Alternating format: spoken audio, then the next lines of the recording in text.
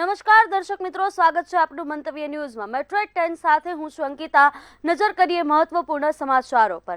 જૂનાગઢથી સમાચાર સામે આવી રહ્યા છે, જ્યાં જૂનાગઢમાં વન્ય પ્રાણીનો આતંક જોવા મળ્યો છે। વંથલીના ટીકર ગામે વન્ય પ્રાણીઓનો આતંક જોવા મળ્યો। ખેતરે પાણી વાળવા સમયે ખેડૂત પર દીપડાનો હુમલો। જૂનાગઢમાં આ ઘટના બની છે, જેમાં ઈજાગ્રસ્ત ખેડૂતને વંથલી હોસ્પિટલમાં સારવાર અર્થે લઈ જવામાં આવ્યા છે। તો ખેતરમાં પાણી વાળતા સમયે ખેડૂત પર દીપડાએ હુમલો કર્યો છે। વંથલી પંથકમાં અગાઉ પણ માનવ પર હુમલો થયો હતો, જેથી ગ્રામજનોમાં ભયનો માહોલ છે અને દીપડાને પાંજરે પૂરવા ગ્રામજનો દ્વારા માંગ કરવામાં આવી છે। જૂનાગઢથી આ સમાચાર, જ્યાં વંથલીના ટીકર ગામે વન્ય પ્રાણીનો આતંક જોવા મળ્યો છે। ખેતરે પાણી વાળતા સમયે ખેડૂત પર દીપડાએ હુમલો કર્યો છે, જેને લઈને લોકોમાં ભયનો માહોલ જોવા મળી રહ્યો છે। ઈજાગ્રસ્ત ખેડૂતને વંથલીની હોસ્પિટલમાં સારવાર અર્થે લઈ જવામાં આવ્યા છે। વંથલી પંથકમાં અગાઉ પણ માનવ પર હુમલાના બનાવ બન્યા છે, જેથી લોકોમાં ભયનો માહોલ જોવા મળ્યો છે અને દીપડાને પાંજરે પૂરવા લોકો દ્વારા માંગ કરવામાં આવી છે। તો જૂનાગઢમાં દીપડાના હુમલાની ઘટના સામે આવી છે, જેમાં વંથલીના ટીકર ગામે વન્ય પ્રાણીનો આતંક જોવા મળ્યો। ખેતરમાં પાણી વાળતા સમયે ખેડૂત પર દીપડાએ હુમલો કર્યો છે।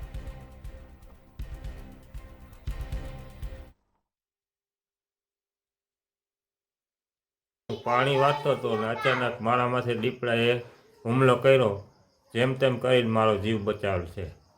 પછી મેં મારા શાળાને જાણ કરેલ। પછી વંથલી દવાખાને મેં સારવાર લીધેલ છે ફોરેસ્ટને જાણ કરેલ છે અને ફોરેસ્ટવાળાને જાણ કરેલ છે। 5-6 વાગ્યાના અરસામાં મને મારા બંનેવીનો ફોન આવ્યો કે એના પર દીપડાનો અટેક થયો છે। એ ભાગ્યુમાં પાણી વારવા ગયા હતા, અચાનક દીપડાએ હુમલો કર્યો। પછી હું તાત્કાલિક નીકળી ગયો આખાથી। પછી ત્યાં જઈને વંથલી સરકારી દવાખાને જઈને દાખલ કરી અને ફોરેસ્ટને જાણ કરી અને પ્રાથમિક સારવાર લઈને હમણાં ઘરે આવી ગયા। આગળ સુરેન્દ્રનગરથી સમાચાર સામે આવી રહ્યા છે, જ્યાં સુરેન્દ્રનગરમાં હુમલાની ઘટના બની છે। સુરેન્દ્રનગરમાં રતનપરમાં યુવક પર જીવલેણ હુમલો કરવામાં આવ્યો। સુરેન્દ્રનગરમાં આ હુમલાની ઘટના, જેમાં યુવક પર શખ્સોએ હથિયારોથી હુમલો કરી અને ફરાર થયા છે। તો સુરેન્દ્રનગરમાં આ ઘટના બની છે, જેમાં યુવક ઘાયલ થતા તેને સારવાર માટે હોસ્પિટલમાં ખસેડવામાં આવ્યો છે।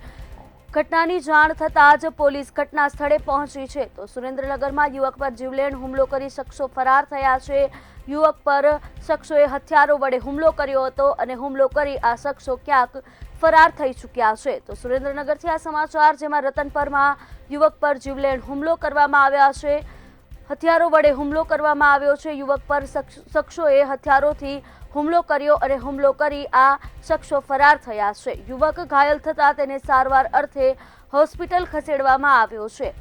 ઘટનાની જાણ થતાં પોલીસ ઘટના સ્થળે પહોંચી છે। સુરેન્દ્રનગરના રતનપરનો આ સમગ્ર બનાવ છે, જેમાં યુવક પર હથિયારો વડે હુમલો કરવામાં આવ્યો છે અને હુમલાખોરો ક્યાંક ફરાર થઈ ચૂક્યા છે।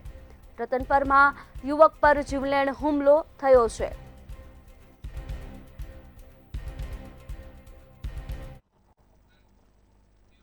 અમદાવાદની નેશનલ શાળામાં થયેલી મારામારી બાબતે પ્રદ્યુમન વાજાનું નિવેદન સામે આવ્યું છે। તેમણે જણાવ્યું કે શાળામાં બનેલી ઘટના બાબતે પ્રાથમિક અહેવાલ મળ્યા છે। શિક્ષણ અધિકારી આ ઘટનાની તપાસ કરી રહ્યા છે। અહેવાલ બાદ ઘટનામાં પગલાં લેવાશે, જ્યારે હાલ 6 વિદ્યાર્થીઓને રાઉન્ડ અપ કરવામાં આવ્યા છે।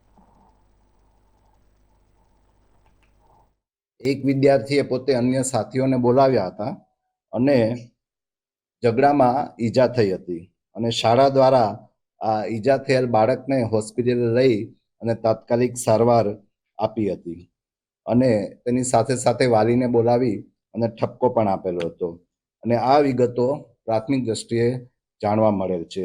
એ ઉપરાંત સૂચનાથી જિલ્લા શિક્ષણાધિકારીએ પણ એજ્યુકેશન ઇન્સ્પેક્ટરને તપાસ અર્થે મોકલેલ છે અને એ તપાસની કાર્યવાહી ચાલુ છે અને એ અંતર્ગત જે પણ હશે એ કાર્યવાહી અંતર્ગત એક્શન લેવામાં આવશે। કેન્દ્રીય મંત્રી રામદાસ આઠવલે અમદાવાદની મુલાકાત લીધી હતી અને ત્યારે આ મુલાકાત દરમિયાન કેન્દ્રીય મંત્રી રામદાસ આઠવલેનું નિવેદન સામે આવ્યું છે। તેમણે જણાવ્યું કે બૌદ્ધોની માંગ છે કે બુદ્ધિસ્ટ ટેમ્પલમાં બુદ્ધ જ ટ્રસ્ટીઓ હોવા જોઈએ। ત્યારે આ મામલે વડાપ્રધાન મોદીએ પણ રજૂઆત કરવામાં આવી છે। તેમજ વધુમાં શું કીધું, આવો સાંભળીએ। तो देश भर के बौद्धों की, अम्बेडकराइट लोगों की मांग ये है जिस तरह हिंदू मंदिर का ट्रस्ट होता है तो उसमें दूसरे धर्म का आदमी नहीं होता है, मुस्लिम धर्म का भी कोई ट्रस्ट होता है तो उसमें तो दूसरा कोई नहीं होता है, क्रिश्चियन धर्म का कोई ट्रस्ट होता है तो उसमें से भी क्रिश्चियन होते हैं। इसीलिए बुद्धिस्ट लोगों का जो मतलब जो बुद्धिस्ट टेम्पल का जो ट्रस्ट है उसमें सारे बुद्धिस्ट ट्रस्टी के मेंबर होना चाहिए। इस मांग को लेकर देश भर में आंदोलन चल रहा है। महाराष्ट्र में 29 कारपोरेशन की चुनाव थे, उसमें हमारी आरपीआई जो है आरपीआई बीजेपी के साथ शिवसेना के साथ थी और 29 कारपोरेशन में से कम से कम 25 कारपोरेशन में हमारी जो महायुति है एनडीए है उसको सफलता मिली है और मुंबई में ठाकरे बंधु एक साथ आने के बावजूद भी वहाँ बीजेपी को 89 सीटें मिली है और 29 सीटें एकनाथ शिंदे जी की शिवसेना को मिली है।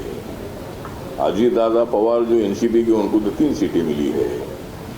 वोट चोरी होता है, इसी तरह की भूमिका राहुल गांधी हमेशा रखते हैं। जरूर इलेक्शन लिस्ट में कुछ गड़बड़ियां है, मतलब इतने लोगों की करोड़ों लोगों की लिस्ट है, उसको सुधारने का काम इलेक्शन कमीशन ने करना है, उससे हमारे सरकार कोई संबंध नहीं है। और सरकार और इलेक्शन कमीशन एक ऐसी झूठी बातें फैलाने का काम होता है। અમદાવાદ શહેરમાં રખડતા પશુઓના ત્રાસ અને તેના કારણે થતા અકસ્માતને રોકવા માટે સરકાર હવે આર્ટિફિશિયલ ઇન્ટેલિજન્સનો સહારો લેવા જઈ રહી છે। ગાંધીનગર સ્થિત એઆઈ સેન્ટર ઓફ એક્સિલન્સ દ્વારા એક એવું અત્યાધુનિક ડીપ લર્નિંગ મોડેલ તૈયાર કરવામાં આવી રહ્યું છે જે સીસીટીવી ફૂટેજની મદદથી ભીડમાં પણ ગાયને ઓળખ કરી અને માલિકનું નામ જાહેર કરી દેશે। આ પ્રોજેક્ટ હેઠળ કામ કરતી એજન્સીએ અત્યંત રસપ્રદ ટેકનોલોજી સૂચવી છે। જે રીતે મનુષ્યોમાં ફિંગરપ્રિન્ટ अलग होय छे तेम दरेक गायना नाकनी डिजाइन पण अलग होय छे। हालमां आ प्रोजेक्ट पायलट धोरणे शरू करायो छे। एजन्सी टूंक समयमां स्टीयरिंग कमिटी समक्ष आ मॉडेल रजू करशे। ट्राफिकनी समस्या हल करवी, अकस्मातो अटकाववा अने जाहेर सुरक्षामां वधारो करवो ए मुख्य हेतु जाणवा मळ्या छे।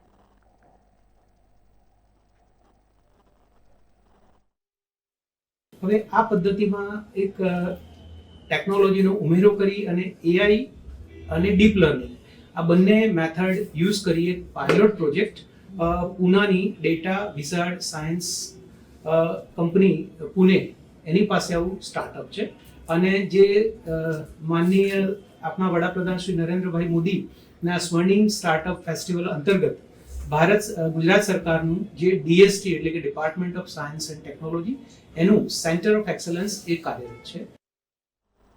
અમદાવાદમાં વગર વરસાદે પણ ભૂવો પડવાનો સિલસિલો યથાવત જોવા મળી રહ્યો છે। ત્યારે શહેરના સીટીએમ 4 રસ્તા પર ભૂવો પડ્યો હોવાનું સામે આવ્યું છે, જ્યારે થોડા દિવસો અગાઉ જ ડ્રેનેજની કામગીરી પૂર્ણ કરવામાં આવી હતી। વિશાળ મહાકાય ભૂવો પડવાથી પાણીની પાઇપલાઇન તૂટવાની પણ ભીતિ છે। ત્યારે દર વર્ષે કરોડોનું બજેટ ભૂવા પાછળ ખર્ચવામાં આવે છે, પરંતુ આ સમસ્યાનું નિરાકરણ આવતું નથી।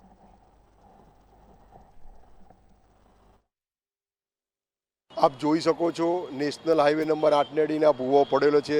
આ ભૂવો પડવાની અમને ખાતરી હતી એવું લાગે છે, એટલા કારણે 4 દિવસ પહેલાં આપણે લોખંડની પ્લેટ ઉપર મૂકી રાખી હતી, પણ તંત્રની બેદરકારીના કારણે આ ભૂવો પડે છે। જશોદાનગર 4 રસ્તાથી રાજેન્દ્ર પાર્ક સર્વિસ રોડ ઉપર જોઈ લેજો બેન, લગભગ 20 થી 25 ભૂવા પડ્યા છે। પ્રોજેક્ટવાળાને કહીએ તો પ્રોજેક્ટવાળા કોર્પોરેશનની જવાબદારી, કોર્પોરેશનવાળા કહે તો માઇક્રો મેને કોઈ જવાબદારી લેવા તૈયાર નથી। નીચે તમે ખાડામાં જોઈ શકો છો પાણીની મેઇન લાઇન પસાર થઈ રહી છે, એને અડીને પાછી ડ્રેનેજ લાઇન છે। હવે જો આ બે લાઇન કદાચ મિક્સ થઈ જાય તો મધ્યપ્રદેશમાં જેમ ટાઇફોઇડના કેસ થયા તેવા કેસ થવાની તકલીફ છે। છતાં બી સ્થાનિક કોર્પોરેશનના અધિકારીઓ કોઈ બી સ્થળ પર હાજર નથી।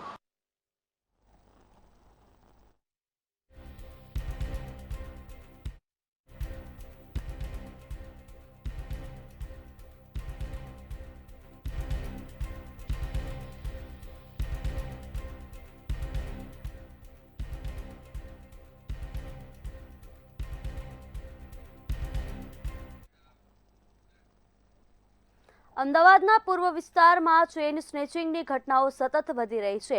ખોખરા પોલીસ સ્ટેશન વિસ્તારના મણિનગર ગોરના કુવા રોડ પર દિન દહાડે ફ્લેટમાં ઘૂસી મહિલાની સોનાની ચેઇન છીનવી તસ્કરો ફરાર થયા હતા.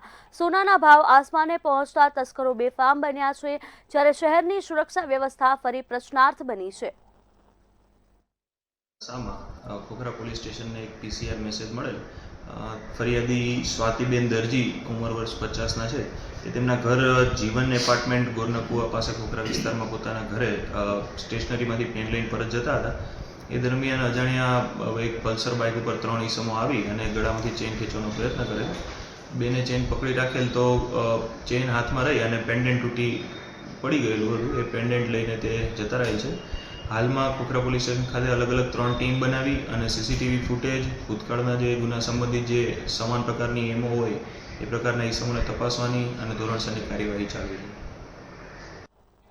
અમદાવાદમાં સાયબર ક્રાઇમમાં વધારો જોવા મળી રહ્યો છે, ત્યારે ફરી એકવાર સાયબર ક્રાઇમનો નવો કિમિયો સામે આવ્યો છે. વૃદ્ધ વ્યક્તિઓને ચાલવામાં અને અન્ય શારીરિક તકલીફ હોવાનો લાભ લઈ ઘટનાને અંજામ આપવામાં આવ્યો હતો. આરોપી પોતાને ફિઝિયોથેરાપીના ડોક્ટર તરીકે ઓળખ આપી ઘરે જઈ સારવારના બહાને મોટી રકમ પડાવતો હતો, જે આરોપીને અમદાવાદ શહેર સાયબર ક્રાઇમ બ્રાન્ચે ઝડપી લીધો છે.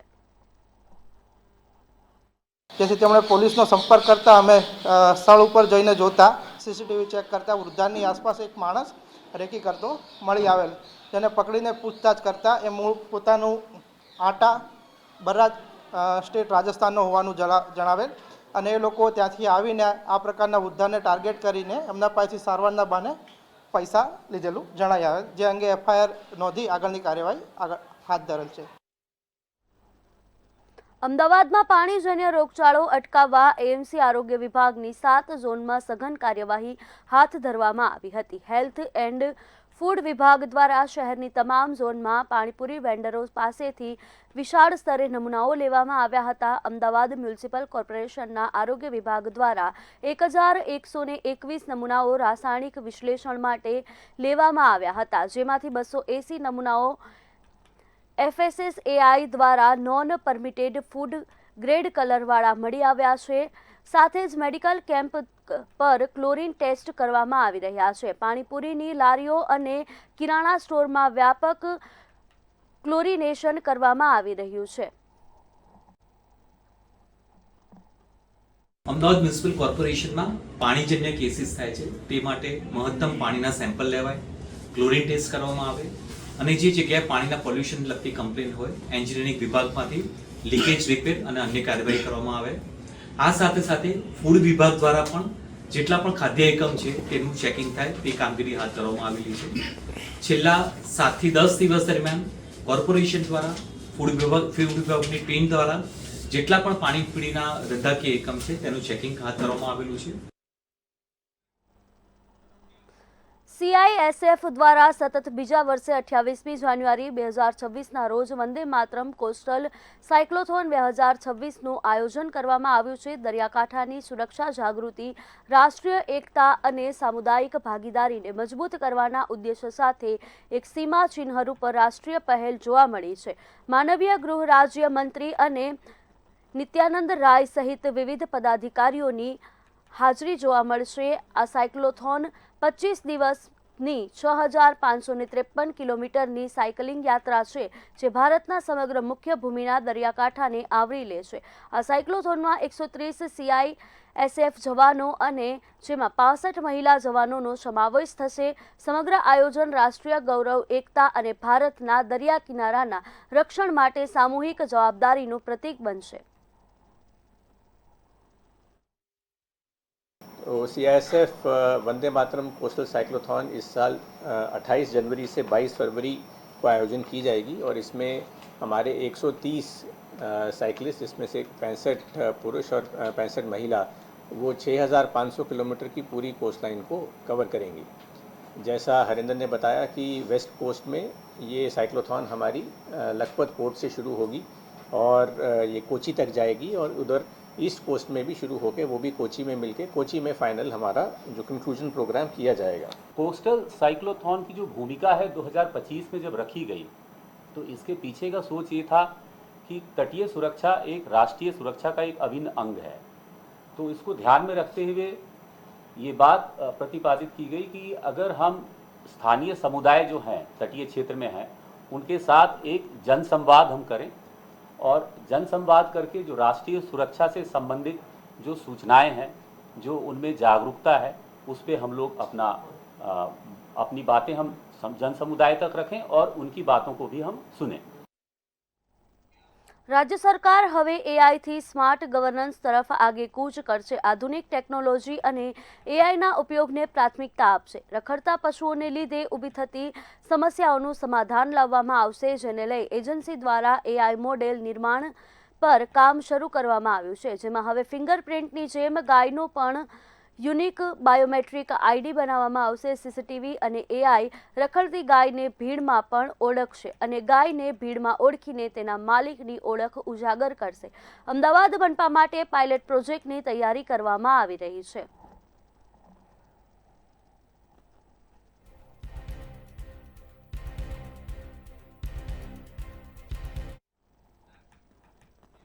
રાજ્યની ગ્રાન્ટેડ શાળાઓમાં વર્ગ 3ના વહીવટી કર્મચારીઓની જગ્યાઓ ખાલી પડેલ છે, ત્યારે ખાલી પડેલ જગ્યાઓ ભરવાની જગ્યાએ વર્ગ 3ના કર્મચારીઓની જગ્યાઓ પર સંપૂર્ણપણે હંગામી ભરતી કરવામાં આવશે, એટલે કે 11 માસના કરારથી જ ભરતી કરાશે।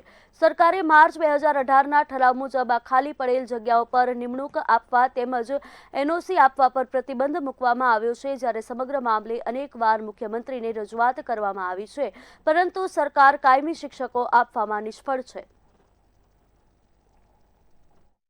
હવે અમારા ત્યાં 2000 અને લગભગ 9થી આજ દિન સુધી અમારી શાળાઓમાં ક્લાર્કની ભરતી નથી થઈ। ક્લાર્કમાં આજે પરિસ્થિતિ એ છે કે અંદાજે 6500 ગ્રાન્ટેડ શાળાઓમાં 4546 ક્લાર્કની જગ્યાઓ ખાલી છે। આજે અમારો હેડમાસ્ટર એ બચારો કારકુનનું કામ કરે છે, અમારો હેડમાસ્ટર એ પીરિયડ બદલે ઘંટો વગાડવાનું કામ કરે છે। એટલે આજે માધ્યમિક ઉચ્ચતરનો માધ્યમિકના આચાર્ય એ જો આ કામ કરશે તો પછી બાકીનું કામ ભણાવવાનું અને શિક્ષણ કાર્ય કેવું ચાલે છે વર્ગોમાં એ જોવાનું ક્યારે કરશે? નાયબ મુખ્યમંત્રી હર્ષ સંઘવી વર્લ્ડ ઇકોનોમિક ફોરમમાં ભાગ લેવા રવાના થયા છે। World economic forum 2026માં Harsh Sanghavi ભાગ લેશે। સ્વિટ્ઝરલેન્ડના દોવેસ ખાતે વર્લ્ડ ઇકોનોમી ફોરમનું આયોજન કરવામાં આવ્યું છે, જેમાં નાયબ મુખ્યમંત્રી વિકસિત ગુજરાતનો રોડમેપ રજૂ કરશે। WEFના વૈશ્વિક મંચ પર ટીમ ગુજરાતનો ડંકો વગાડશે। विकसित गुजरात 2047 के विजन को दुनिया के सबसे बड़े प्लेटफॉर्म वर्ल्ड इकोनॉमिक फोरम में ये विजन को रखने के लिए टीम गुजरात का एक डेलीगेशन आज डावोस जा रहा है। ये डेलीगेशन द्वारा आने वाले 4 दिनों में electronics, defence, semiconductor, renewable energy एवं कई महत्वपूर्ण इन्वेस्टमेंट को गुजरात में लाने के लिए प्रयास किए जाएंगे। સુરત શહેર કોંગ્રેસ સમિતિ દ્વારા જન આક્રોશ યાત્રા યોજવામાં આવી હતી, ત્યારે આ જન આક્રોશ યાત્રામાં મોટી સંખ્યામાં લોકો જોડાયા હતા।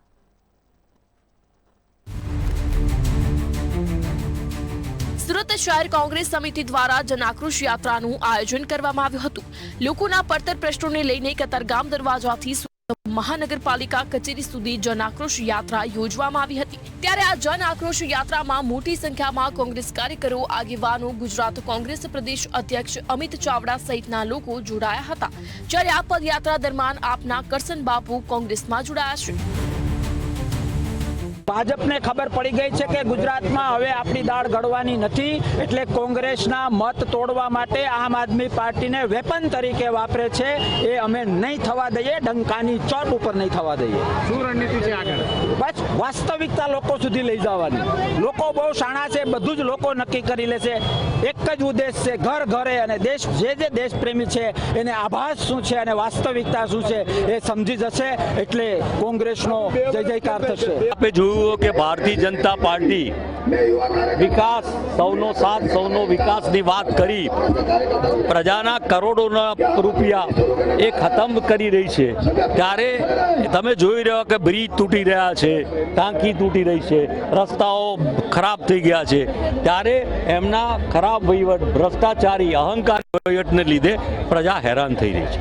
અહીંયા પાર્કિંગનો ઇજારો આપવાનો હોય, સફાઈ કર્મીની ભરતી કરવાની હોય, પૈસા વગર કોઈ કામ થતું નથી. તમે કોર્પોરેશનની વોર્ડ ઓફિસમાં જાઓ, ઝોન ઓફિસમાં જાઓ, એકે ઓફિસમાં પૈસા આપ્યા વગર કામ થાય છે ખરું? તો આવા લોકોને રસ્તો બતાવવા માટેનો સમય આવી ગયો.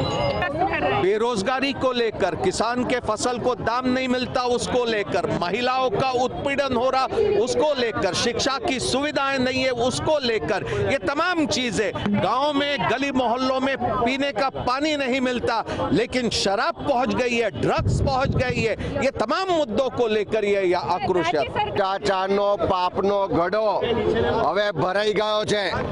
ક્યાંક પુલ તૂટે છે, લોકો મરે છે, ક્યાંક પાણીની ટાંકી તૂટે છે, પહેલા જ વરસાદમાં રસ્તાઓ ધોવાય છે, રસ્તામાં ખાડા છે કે ખાડામાં રસ્તા છે, એ આપણે બધા જ જોઈ શકીએ છીએ. જે રીતે આજે ટાંકી તૂટી એ જ બતાવે છે કે ભાજપમાં ભ્રષ્ટાચાર ચારે તરફ છે. જ્યાં સુધી કમિશન કમલમમાં ના પહોંચે ત્યાં સુધી કોઈ કોન્ટ્રાક્ટરને કોન્ટ્રાક્ટ મળતો નથી. જ્યારે અમિત ચાવડાએ વધુમાં જણાવ્યું હતું કે સુરતમાં ટ્રિપલ એન્જિન સરકારના વહીવટથી જનતા ત્રસ્ત છે, ટેક્સ ભર્યા છતાં શુદ્ધ પીવાનું પાણી મળતું નથી. જ્યારે લોકાર્પણ પાલા તૂટી ગયેલી પાણીની ટાંકીને લઈ અમિત ચાવડા અને ભરત સોલંકી દ્વારા ભાજપની કામગીરીને લઈ આક્ષેપો કરવામાં આવ્યા હતા. ગુજરાતભરમાં ગેરવહીવટ, ભ્રષ્ટાચાર અને અંધેરગર્દીનો આરોપ પણ લગાવવામાં આવ્યો હતો. ત્યારે ભ્રષ્ટાચારીઓ સામે લડાઈ લડી જનતાને ન્યાય અપાવવાનો પણ સંકલ્પ કરવામાં આવ્યો હતો. રાબિયા સાલે, મંતવ્ય ન્યૂઝ, સુરત.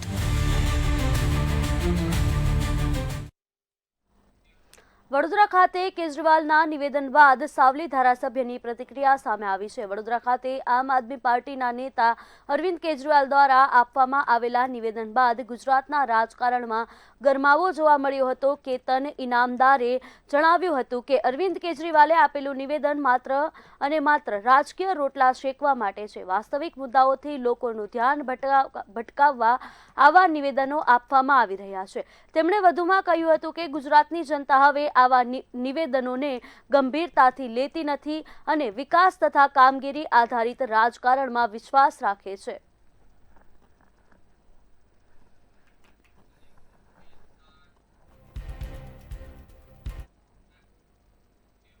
જૂનાગઢ શહેરના ચોકસી બજાર વિસ્તારમાં આવેલ વેપારીને ઓછું સોનું પધરાવવામાં આવ્યું હોવાની ઘટના સામે આવી છે. 3,60,000ની છેતરપિંડી કરી હોવાની ફરિયાદ નોંધાઈ છે. આ ઉપરાંત સોની વેપારીએ સોની વેપારી એસોસિએશન તેમજ ચેમ્બર ઓફ કોમર્સને જાણ કરી હતી. ત્યારે ચેમ્બર ઓફ કોમર્સે વેપારીની સાથે રાખી જૂનાગઢ ડિવિઝન ડીવાયએસપીને રજૂઆત કરી છે. પોલીસ દ્વારા વિવિધ ટીમો બનાવીને આરોપીને પકડવા તપાસના ચક્રો ગતિમાન કર્યા છે.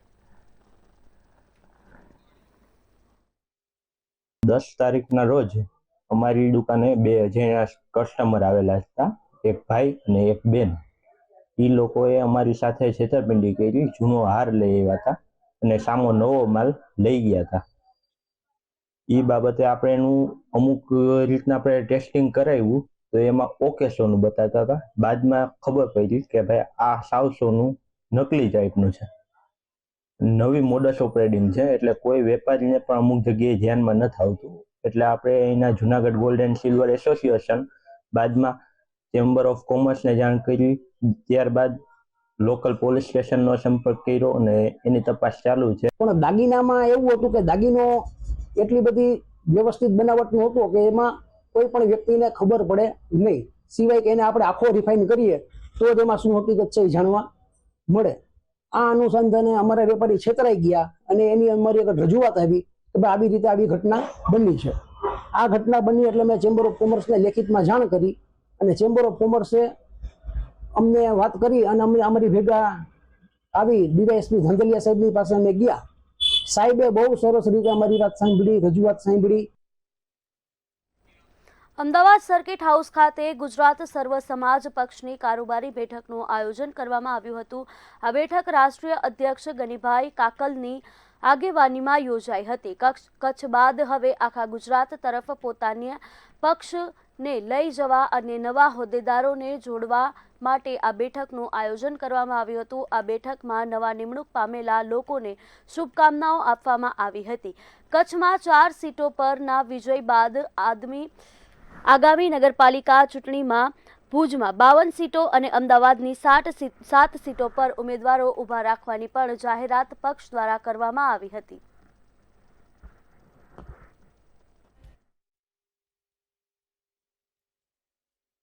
મારા પાર્ટીના આજે મુખ્ય મુદ્દા એ હતા કે આવનારા જે ઇલેક્શન આવે છે, લોકલ ઇલેક્શન, એમની અંદર અમારી પાર્ટી કયા જિલ્લામાં અને કેટલા ઉમેદવાર ક્યાં ઊભા રાખી શકશું એ ચર્ચા હતી. બીજી કે અમારી પાર્ટીની અંદર સદસ્ય જોડવાના હતા. આજે નિમણૂક પત્ર આપવાના છે 2-3, બરાબર.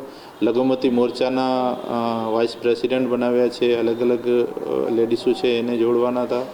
અને પાર્ટીની અંદર જે મેમ્બરશિપ છે એને કેવી રીતે વધારવી, એક્ટિવ કેવી રીતે કરવા, એ બધી અમારી ચર્ચા હતી. મેટ્રો 10 માં હાલ બસ આટલું જ. વધુ સમાચાર માટે જોતા રહો મંતવ્ય ન્યૂઝ. નમસ્કાર.